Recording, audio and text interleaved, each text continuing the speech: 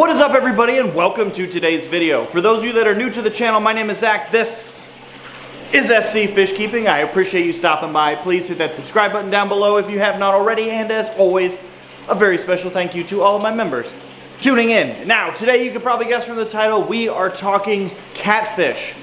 I absolutely love catfish. They're big, they're personable, so many of them are so ugly that they're cute. People usually want cute pets. Why would Zach want such a hideous one? They're just an amazing addition to the fish keeping hobby, and yeah, I got a lot of them. So the goal of today's video is I'm ultimately going to reveal the monster that has been hiding. I've been hinting at it. A lot of you probably know what it is because it was on Ben Milliken's channel. So it's boring to talk about just one fish, so I'm going to show you some of my favorite, some of my biggest catfish. We're going to feed them. I'll show you kind of like a little update on them. But yeah, then we'll ultimately end back up here. So let's get started, and let's just call this my number 5 biggest catfish. And that catfish is one that's not necessarily a giant now, but has potential to be very big. But this fish has a massive mouth and a monster appetite that makes him a must for any list when talking about big, awesome, favorite, whatever you want to call this list, catfish. And that is this guy right here, the jelly catfish. The jelly catfish is the perfect catfish for someone who wants a monster catfish but doesn't necessarily have the room for a monster catfish. The jelly catfish typically reaches a maximum size right around 18-19 inches, but the mouth on this thing means that it needs to pretty much be kept alone or with fish that are way too big. They're typically not known to be super active. I have actually had some really good like social interactions with this fish. You'll see here in just a second, he does hand feed from me, and he does cruise around the tank. He's a beautiful fish, and I absolutely love this guy. And he's just in this 40 breeder growing out for right now, and he'll eventually get moved up to something a little bit bigger, but look at that face. Look at that face. So ugly, it's cute. When you're ugly and someone loves you, you know they love you for who you are. And he is very, very food responsive.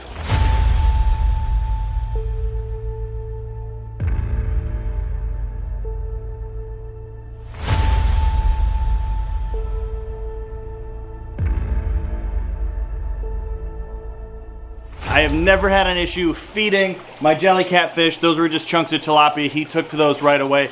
So highly recommend the jelly catfish, like I said, if you're looking for big catfish attitude in a relatively smaller package. He kind of actually reminds me of like a tropical flathead catfish, which leads us all the way over here to my flathead catfish pond, because my flathead catfish is my number 4 biggest fish. I recently posted a video on this flathead catfish showing you adding to this pond, and we kind of went over it, but this is a 300-gallon stock tank pond, and it houses actually 2 decent sized catfish. The one is just that channel catfish. He actually might be moved over to this 150-gallon with my largemouth. There's just like one little mark on him there, which leads me to think this flathead did probably take a shot at him. I learned from a lot of you guys that channel catfish are actually a favorite snack of the flatheads, and the flatheads typically only eat at night. So I've never seen any aggression or anything like that. But I don't sleep in the fish room, so who knows? But this flathead catfish has been awesome. He's fat. He's just chilling. I still want to get some more driftwood and stuff in here to kind of make him feel more comfortable, getting some more spots that he can hide. But I mean, he's clearly not intimidated by me just standing over him, so far all has been going well with him. Let's throw a piece of tilapia in there and just see, but don't get your hopes up.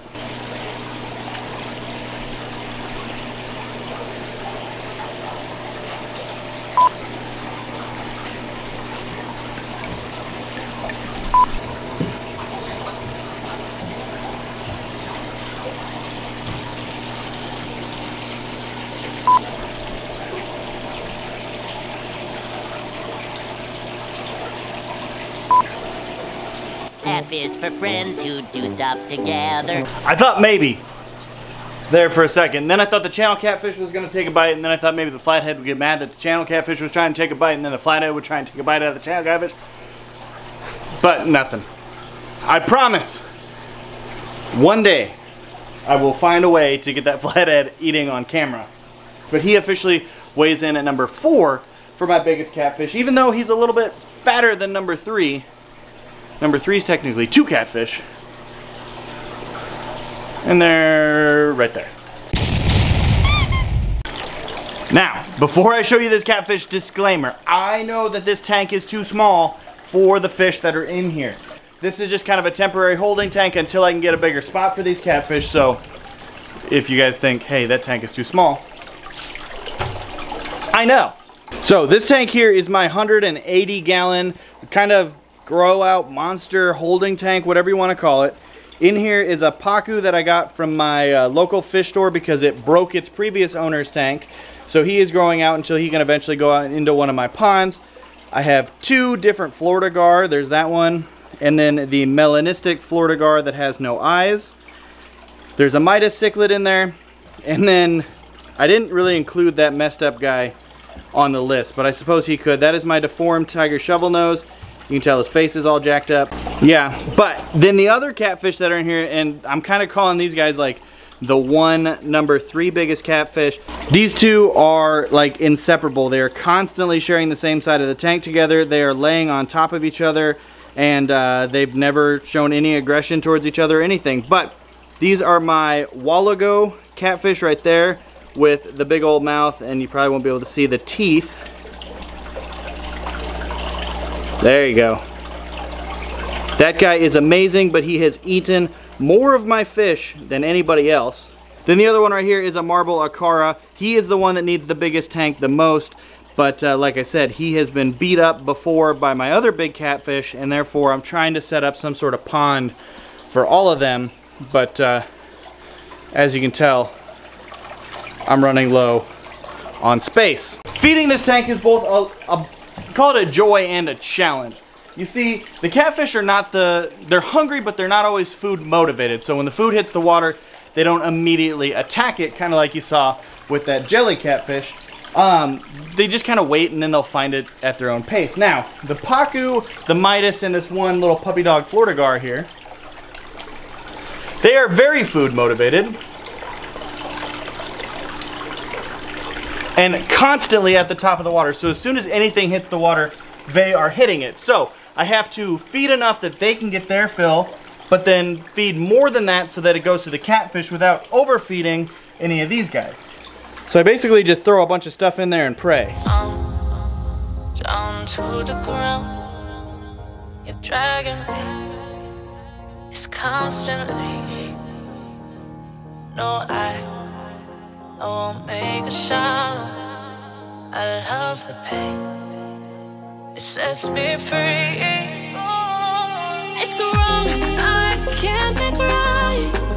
I love the bird below you. Tell myself that this is the last. It's wrong, I can't make right. Slipping off in the moonlight when I knew the truth.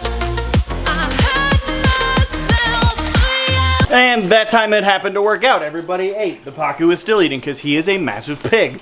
But so technically number 3 is 3 catfish because they're all around the same size and they all just kind of hang out together in that corner. But marble achara, wallago, tiger shovel nose, all 3 number 3.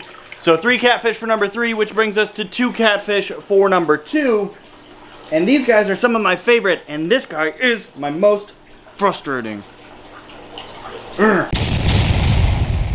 So this is my like 600-700 gallon pool, and this guy right here, Chunk, is my most frustrating fish. I love him. He's super personable. He's like a little puppy dog. He lets me pet him. Right now he's hungry, but he lets me pet him. So that's Chunk. Chunk is a jerk. Chunk likes to beat up poor old, big old 3-foot Gus here. As you can tell, got a couple bites out of his side because Chunk has learned how to get underneath that and push up this divider. And then he gets over there and torments that guy and splashes the wall and gets the floor all wet. But I still love you, and you're my second biggest catfish. Well, this is my second biggest catfish pool because, like I said, Gus is technically bigger than Chunk. And big old Gus here recently gave me a little bit of a scare. Well, these pools have these little plugs in them. Well, that plug was gone. It was not in the substrate, it was not in the pool. They only come in, it was just gone, and about 300 gallons of water were all over the floor. Well, what I figured out was, Gus here ate the plug. It must have come up a little bit and he got underneath it with his nose or something and he ate it. He ate this. How do I know he ate that? You're probably wondering. Well, it's a good question. That's because 3 days later, after him just laying around not doing anything, I found the plug just sitting on top of the sand. So he ate it, he spit it back out, he's doing great. I feel bad he gets beat up so much. Eventually I'm gonna kind of divide him with some of those fish and Chunk with some of those fish, and it'll be a whole big thing. But these are my two biggest. They're tiger shovelnose red tail hybrids. He's like 26, 27 inches. Gus is like 32, 33 inches, so they are massive. But feeding them is one of the most enjoyable parts of my entire fish keeping hobby.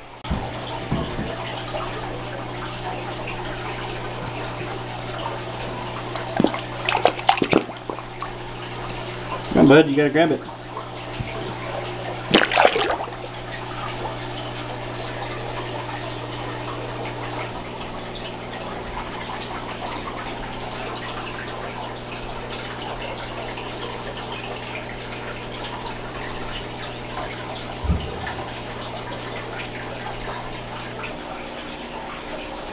So Gus is feeling a little bit camera shy, but that's okay, kind of to be expected.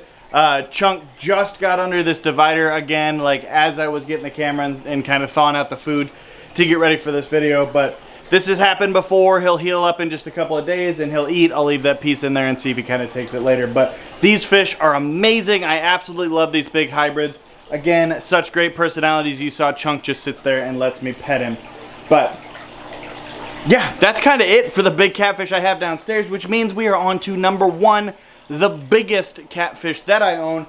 And honestly, it's not even close. And that guy is upstairs back in that pond. And here we are. It looks kind of ominous when the garage is closed, but it's like 20 degrees outside. So this pool right here is 1,000 gallons. This is a 10-foot circular pool. It's about 3 feet deep. And currently it houses my 3 wild-caught shovel-nosed sturgeon, which are absolutely loving the cold. There's a smallmouth bass, and then the absolute monster of a catfish, the biggest catfish I have ever had. I mean, that's just the tail. He just hides out underneath this floating driftwood here, so if we want to see him, we just kind of move the driftwood and reveal the whale. For scale, that shovel-nosed sturgeon is 2 feet long.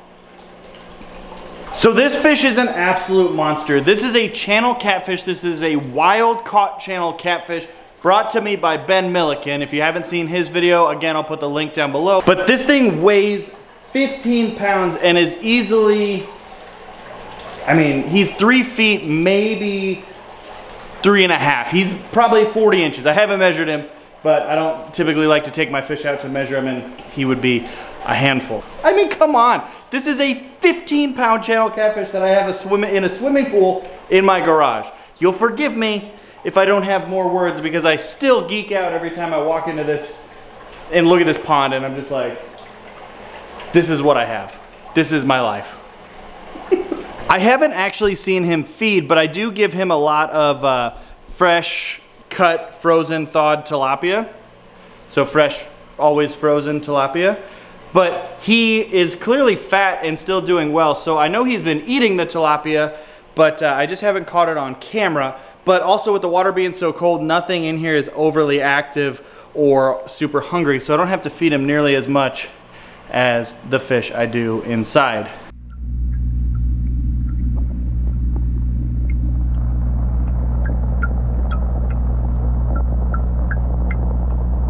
As the summer comes and the water warms up and stuff, we'll get some more active feedings with this channel catfish, but I was super excited to be able to show him to you. Again, he's the biggest fish that I've ever had, and yeah, he's been a lot of fun to just watch. I walk out here to go, get in my car or something like that, and I just see that swimming around. I'm like, yeah, That's awesome. So my question for you, I asked you guys a question in my last video and I got a bunch of good responses, so I kind of want to start doing this where I ask you a question and I don't know, let me know if you guys want to see me like kind of pick one of those questions and either respond to it or just kind of highlight it in a video, do like, you know, question of the day or comment of the day or whatever. I see a lot of people do that and I love interacting with you guys. So question of the day, what has been the best catfish you have ever owned? If you don't own a catfish, what's like your dream catfish? Or if you don't like catfish, why don't you like catfish? They're awesome. So yeah, just go down to the comments and answer that. Thank you guys for watching this one. I hope you enjoyed. Just kind of a fun way to show off this guy, and it's always fun to feed some catfish. So thank you guys for watching. Again, answer the question about catfish. Subscribe if you're not already. And remember that this is Zach with SC Fish Keeping, reminding you that every fish is a keeper, especially a catfish. Thanks for watching.